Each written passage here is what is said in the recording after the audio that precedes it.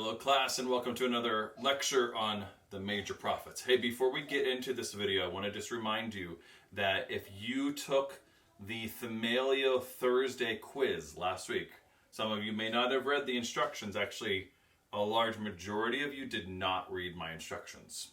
I copied and pasted the same memo to so many of you, okay? You know who you are, and hopefully most of you have fixed the situation. But here was the problem. Most of you did not read through, and for one, you did not see that it was a quiz grade. That was the first thing I said on the line.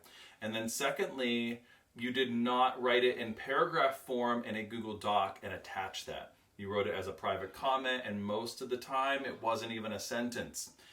Please read instructions. It's going to be really crucial. I know that these are hard times, guys. I really have a lot of grace. I understand it. I get it.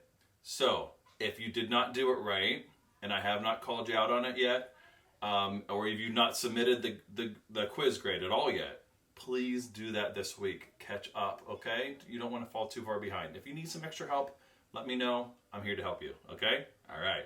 Let's get on to today's lesson on the major prophets. Last week, we talked about Jeremiah. Okay, so Jeremiah is known as the weeping prophet.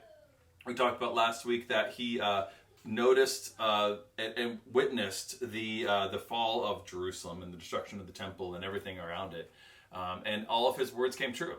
And so the first part of the book, as we talked about, were oracles, statements of his prophetic speeches of judgment. Of like, hey, this is what's going to happen if you keep going on the way that you're going.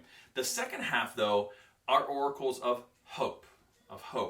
And really, this starts in chapter 30 through 33. And this is oftentimes known as the book of consolation. That's another really big word for hope, right? To be mindful that God is actually the one who sustains our faith and is going before us when we struggle. So much of our future is unknown, right? I mean, if you went back a year ago and said, hey, you know what, we won't probably be doing school as normal, we'd probably be doing school online, most of you would have no clue. Be like, really? Like, no, like that's a stupid prediction. Like, I'm not going to believe it, right? You wouldn't understand something like a pandemic happening, right? There's a lot of unknowns in our future, and we're in an unknown right now, right? Aren't we? When's this going to end? When are we going to get life back, right? As normal. What's it going to look like whenever we do get back to normal? Is it going to be different? We don't know. And in the midst of that, we have a God who still walks through life with us. He's not just waiting on the other side and saying, hey, I'll wait here until you get to me. No, a God who walks us through the unknown, the suffering, the anxiety, the fear, whatever that might be, to a place of hope. Because we don't know the future. God does. And we have to trust in that, though. We have to lean into that and understand that God's not just waiting, but God is walking with us. And so that's a lot of what Jeremiah's words are here in this second half of the book. Thank goodness, right? It doesn't just end and begin with doom and gloom and judgment. There's a lot of good news here. One of the greatest things that Jeremiah talks about is he says that there will come a day, and then this is that foretelling, there will come a day when God will make a new covenant with his people. A covenant not written on stone tablets like they were with the commandments and the 10 commandments at Mount Sinai, but a covenant that is written on our hearts, something deep within us that cannot be taken away, cannot be broken on the ground, cannot be written over, cannot be forgotten, that it's deep within us. This is what he says, the new covenant. I'm going to read directly for you. It says, God fulfilled his promise of the new covenant through Jesus. See, what Jeremiah is talking about is it's pointing to Jesus, the one who's going to write a new covenant through the Holy Spirit on our hearts. His son, the Lord's Supper reminds the church of the blood of the covenant, which is poured out for many. You know, whenever I get the opportunity, the blessed opportunity to offer the Lord's Supper, the communion, the elements of this bread and this juice that we use in our churches, and I say, when I hold the cup, I said, this is the sign of the new covenant poured out for you and for many for the forgiveness of sins. This is what Jeremiah is talking about, this heart sort of covenant that's written on our hearts. It's a beautiful promise. But that's a foretelling. That doesn't necessarily happen in Jeremiah's time, but he's anticipating a day when God is going to begin a new thing. It's good news. Very similar to Isaiah, the second half of Jeremiah really is more historical accounts.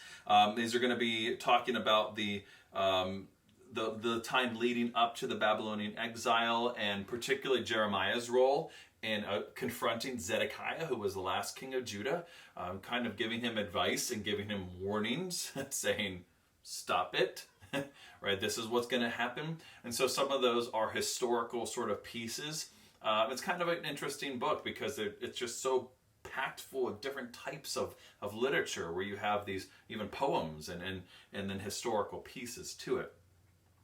The account talks about Nebuchadnezzar and all that happens, and including all the fate of Jerusalem itself. He also talks about how Babylon itself, okay, it was an actual empire. Nebuchadnezzar was an actual leader and what we would maybe call a dictator today. But Babylon also represents something bigger, because other nations had before Babylon were like that, and there will be nations after. These nations who take over by force and by violence and by power and greed. And then there's God's kingdom, something that is not completely of this earth, but is about peace. It is about wholeness. It's about salvation and about restoration. And so Jeremiah basically leaves us with this promise that God's not done.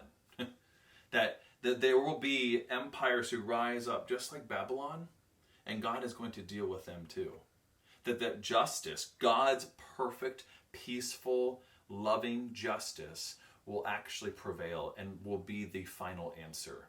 Not the words of Babylon, not the words of other empires that come after, Persia and Greece and Rome and all these others that are mentioned in the Bible up to the New Testament. None of them will prosper and be able to face anything close to God's kingdom. All right, so that's going to do it for Jeremiah for today. That's going to conclude, actually, the book of Jeremiah as well. Next time we're going to be getting into the book of Ezekiel. Love this book. There's some great accounts from Ezekiel's life. All right, that's going to do it for now. Until the next one.